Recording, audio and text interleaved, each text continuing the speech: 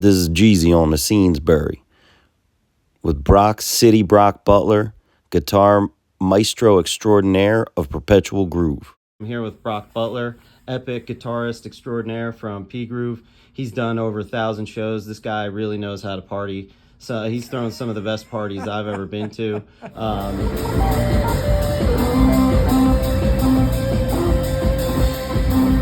So good evening. Great show. Good evening, my friend. Great show, by the way, tonight. Thank you. Excellent set. So you've thrown a lot of parties. You're part of a great band. You've traveled the world. So what makes a Pgroove party unique? Oh man, unique. I'd like to think of a handful of things. I'll start with for my part personally. I've never felt very comfortable with having like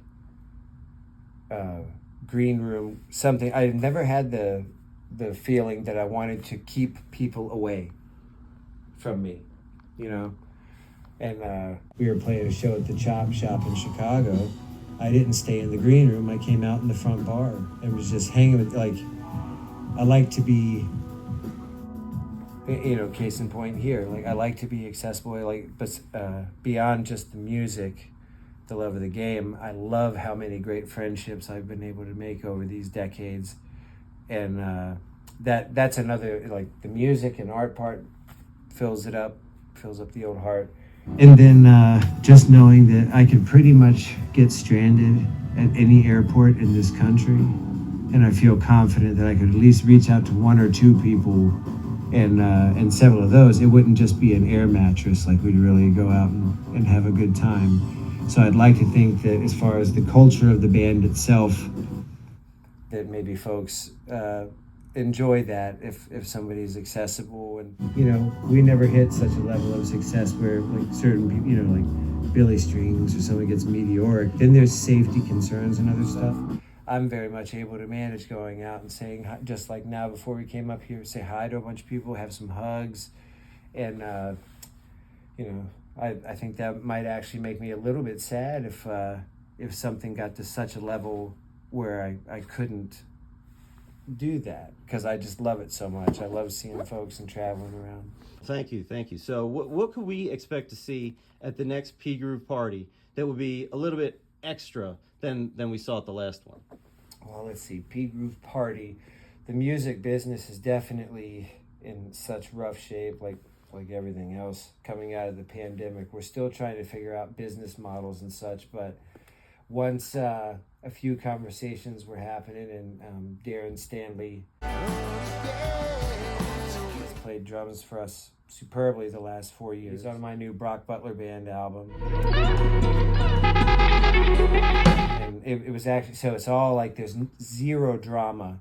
It was like, hey, I might have this going on. Oh, you know what? We were talking, it's our 25-year anniversary next year as a band, 25 years. And we were coming up with some ideas of, you know, not just your standard rock show, like maybe doing like a storyteller's thing, an underplay, where only 100 people can come in and really sit with us and listen. And then it came up, I was like, well, you know, we played with Albert for 20 years. Like, if anybody knows the stories, it just seemed to make more sense than like asking Darren to participate in a storyteller's kind of thing where he's missing about 20 years of context. All right, Brock. Well, you talked about how the music industry was getting rough. So if money was no object, where is the party that you would want to throw the next like massive Pgroove fest? Where would you want to throw it? If I didn't really have a ceiling on my imagination, boy, that's a tough one. Believe it or not, I think, are you familiar with South of the Border? Let's go. Hundreds of motel rooms. 100-foot observation tower. So on I-95. You might have seen my post the other day, like that when Fish did the IT Festival, they had that surprise set from the air traffic controller tower.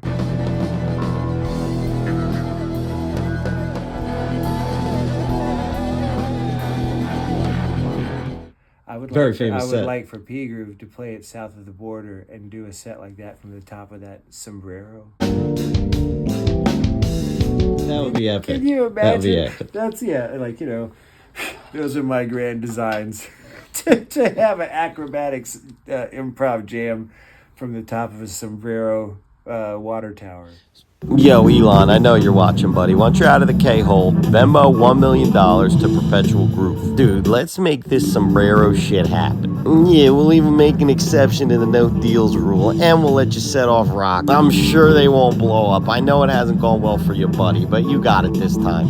Dude, on the sixfold path to Wookery enlightenment, you've already done the hard work, embracing tribalism and habitual ketamine use. No more this cosplay, Roganite, tech bro, Brothers of Brooks book. Make you genuine, real, got no strings book. Just send us the $1 million. We'll make the rest of your Wook reassignment transition easy, you shithead. We'll finish you along the sixfold Wookery pass by putting you on to some good music. You know, none of this Elvis. So fuck Kid Rock. Yeah, you want happiness? Start giving up outer worldly possessions for lot life. And to a lesser extent, grilled cheeses. The simplest things in life are its worried about sleeping arrangements, we got you covered in step 6. Only the finest Wook puddle money can buy. We'll make sure it's that special proprietary blend of egoless puddle. When you're already full of shit, the quickest way to get over your shit is to sleep in someone else's shit. It's taken so long. Have you sent the money yet? This sombrero party going. Scenesberry, Party Boy Geezy approved. Guaranteed path to... It's some dark stuff out there, particularly today, present day. And my hopes are that through music and art, movies, entertainment, as being a common ground between a lot of people, I believe that is, you know, an opening to where, like, I don't think we can be like, if you don't do this or support this, unfriend me now. If we can all get to the attitude of, you know, trying to... And I know that it's naive and pie in the sky because some of these folks are just irredeemable cocksuckers. I mean, like, what are you supposed to do?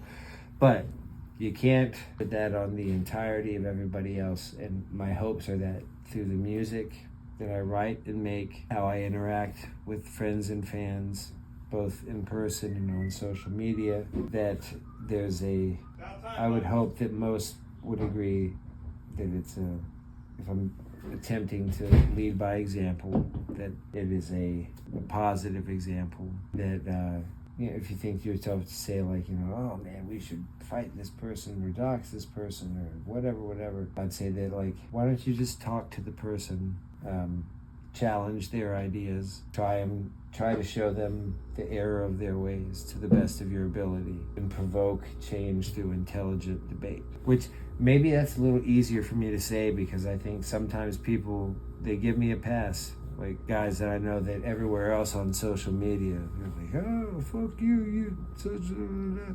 But because if you enjoy or have ever gotten anything worthwhile out of my lyrics or music, they have to know what I'm about as a person. Know what you're about, Brock. Compassion, being kind, stewardship, and definitely not least busting out some sweet-ass jams.